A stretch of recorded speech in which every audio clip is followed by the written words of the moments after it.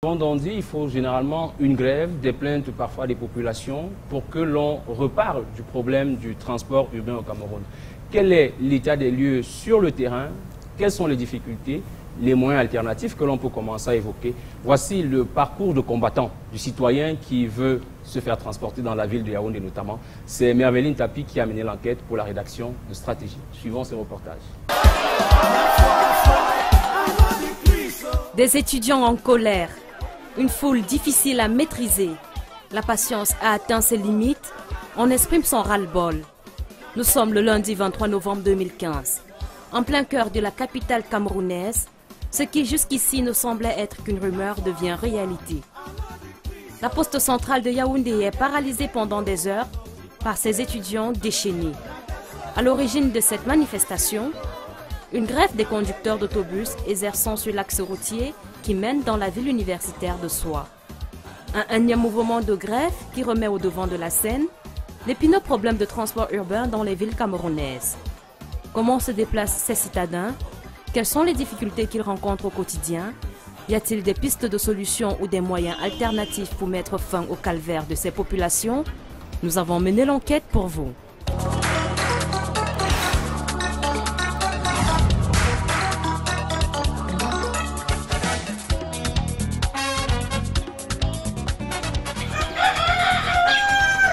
Il est 6 heures passées d'un quart d'heure ce mardi matin. Rostand, étudiant en sciences économiques, première année à l'université de Yaoundé 2 Soie, se prépare pour le campus. Résidant ici à Nkolmesen, un quartier populeux de la ville de Yaoundé, il lui faut en moyenne 1 heure de route pour rallier le campus. C'est la période des examens, la pression monte. Et là présentement je suis en retard, je risque de ne pas avoir de bus pour aller à l'école.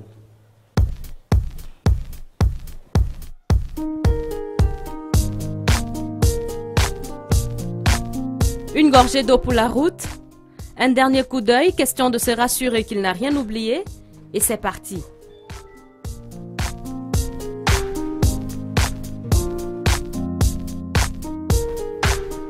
Pour sortir de ce coin perdu de Yaoundé pour le lieu du lycée bilingue des Sosses, situé pourtant à quelques mètres de là, il faut s'armer de patience. Les taxis jaunes se font rares à cette heure de la matinée.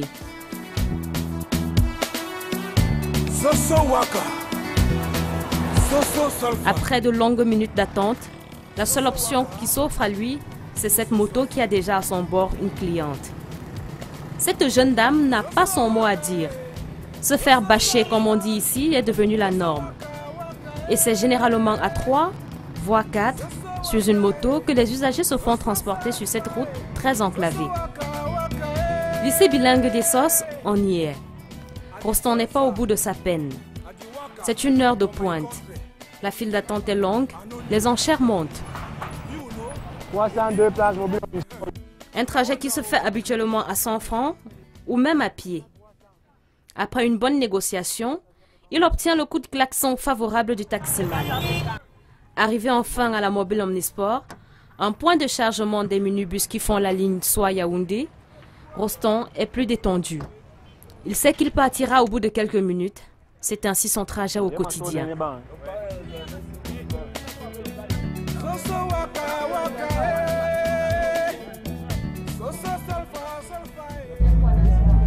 Oui, justement, c'est comme ça pratiquement tous les matins. Aujourd'hui même, il n'y a même pas assez d'étudiants comme d'habitude. Parfois, quand on forme des rangs, il y a soit des personnels qui passent et ils nous transportent pour soi. Mais dit aller en moto, je ne me suis jamais aggravé. En ce mois de janvier, les étudiants sont en évaluation et chaque minute est précieuse.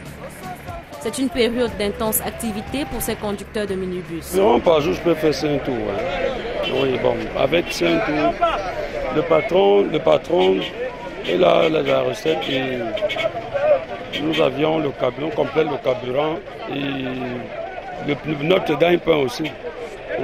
Oui. On a l'affluence ici le matin quand les étudiants ont compo. Et le soir, quand les gens sont en train de rentrer vers 16h, 17h, c'est là où il y a affluence. Comme le reste de la journée, on passe la journée en train de se battre en chargeant les carros, vous voyez là, la position ici.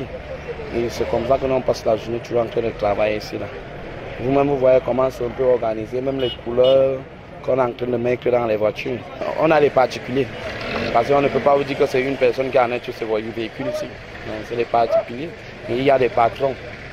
On souhaite, et c'est ce qu'on demande à tous les patrons, tous les voitures avant le jeu universitaire doivent avoir toutes ces couleurs. Nous qui sommes sur le terrain, c'est 3 000 francs. Si partir de Yaoundé pour la ville universitaire de Soie est un véritable parcours du combattant, le calvaire des populations se poursuit au sein même de cette métropole. Carrefour Bata-Lonkak, il est 15 h. Les élèves sortent de classe. Alignés le long du trottoir, ils se battent comme ils peuvent pour rentrer à la maison. Des mauvaises expériences avec les transports en commun. Chacun d'entre eux l'a vécu au moins une fois sur cet axe. Je suis situé au quartier Nkomo, à Edouado. Le matin, quand je suis à 6h30, je peux trouver le taxi facilement. Mais à 6h32 comme ça ne va plus. Le carrefour est à plein. Et le soir comme ça ici à Bata-Lonkak, je prends 300 Nkomo. Et souvent c'est difficile parce que nous sommes nombreux, le taxi voit que c'est moins cher. Quand j'ai 300 francs, je prends d'abord le taxi pour la mobile en Misfo, avant de prendre pour la maison 250 francs. C'est très difficile de prendre le taxi. Parfois quand on prend le taxi, quand tu stoppes ton taxi, d'autres femmes entrent. Alors que c'est toi qui as stoppé. Et les tarifs, les taximans ne prennent pas en compte que nous sommes des élèves. Ils prennent les tarifs trop chers. Par exemple, moi j'habite à Mobile en Bispo, ils me prennent 200 pour arriver là-bas. C'est un peu ça mon quotidien. Le matin, je n'arrive pas à prendre le taxi. Parce qu'en Gousso, il y a beaucoup d'embouteillage. Je suis obligé de passer par la mosquée, prendre la moto et ce n'est pas bien. On ne sait pas ce qui peut m'arriver sur la colline. Et le soir, à Bata-Lonkak, pour prendre le taxi, parfois tu prends le stop de taxi. Quand je vais entrer, on vient bousculer, tout le monde entre dans le taxi. Ce n'est pas normal. Et je suis obligé soit de passer par Valais pour rentrer chez nous. Et je paye beaucoup plus que ce que je devais payer ici. Retour au lycée bilingue des Sources en début de soirée. Les engins ici alignés sont communément appelés OPEP. Ils desservent les quartiers périphériques dont l'accès en taxi de ville n'est pas toujours évident. C'est un tout autre spectacle qui s'offre à nous. Les passagers sont entassés dans ces tombeaux roulants comme des boîtes de conserve. Ici, l'illégalité s'est faite loi. Non, vous ne rêvez pas. Nous sommes en plein cœur de la capitale, Yaoundé. Alors que la course à l'émergence Horizon 2035 est ouverte, des Camerounais sont encore transportés à 4 derrière et 3 devant dans un véhicule prévu pour 5 places. Les taxis sont rares et quand bien même on trouve le taxi, c'est saturé. Comme vous constatez, nous sommes 4 derrière et 2 devant, plus le chauffeur, ça fait 3. Ce n'est pas évident et plus la poussière, ce qui fait qu'on arrive au bureau toute sale. Vous voyez comment on perd le temps pour attendre le taxi. Le taxi, on peut attendre même 30 minutes. Et c'est pareil, et puis on rentre dans les moyens précaires, comme vous voyez, les vieux taxis, ça peut nous blesser, déchirer nos habits. Peu importe l'heure de la journée, les populations de Yaoundé vivent les mêmes galères d'un point à l'autre de la ville. Jacques, jeune débrouillard dans un marché de la place, n'ose plus sortir de chez lui avant 8 h. Il peut ainsi passer 45 minutes et non des heures à attendre le taxi. Malgré ses précautions, c'est toujours le même scénario. Sous un soleil de plomb, il attend. Il attend en vain un taxi pour le transporter à sa destination. Le découragement n'est jamais loin. Il entreprend la marche à pied. Étant un peu loin de la ville, il faut toujours proposer. Et ce n'est pas évident. Même parfois, on propose, on arrive jusqu'à 500 francs. Ce n'est pas évident. C'est comme je vous ai dit, les taximans le matin préfèrent porter les élèves à 100 francs. Pourtant, c'est normal quand même, c'est normal parce que là, eux, ils vont à l'école et nous, on va dans nos occupations. Mais vraiment, il y a trop de problèmes avec ces taximans, ça ne va pas en fait, ça ne va pas. Yaoundé, la ville aux 7 collines. Environ 2,8 millions d'âmes peuplent cette terre, selon des statistiques publiées en 2015. Elle s'étend sur 304 km², dont une superficie urbanisée de 183 km². Elle compte 7 communes d'arrondissement. Les quartiers Lonkak, Tinga, Efoulan, Kondengui et Sos, Biémassi et Colbisson abritent chacune une sous-préfecture, la plus haute division administrative de chaque arrondissement. Le moyen de déplacement le plus disponible est le taxi collectif. Le 9 juillet 2014, le prix du taxi est une fois de plus revu à la hausse au Cameroun. Il passe alors de 200 francs CFA à 250 francs le jour et 300 francs la nuit. Mais comme on le dit souvent, les habitudes ont la peau dure. Normalement, le client ne paye pas bien le tarif comme on a prévu, quoi. Le tarif du taxi, c'est 250. Par exemple, quelqu'un peut quitter ici une Vombi et te propose 100 francs. Bon, tu vois que tu peux arriver en Vombi à vide, mieux tu vas toujours la porter. Tu n'as pas le choix. Entre bas revenus, lourd de charges d'entretien des véhicules et charges personnelles, l'équation n'est pas toujours facile à résoudre pour le taximan.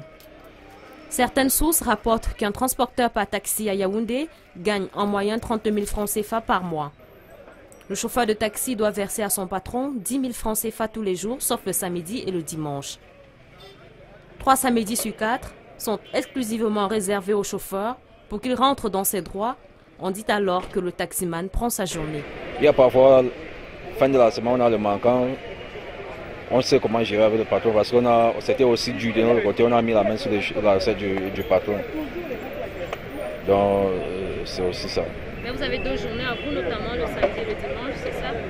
Oui, on a notre journée le samedi. Le dimanche, c'est pour vidanger la voiture.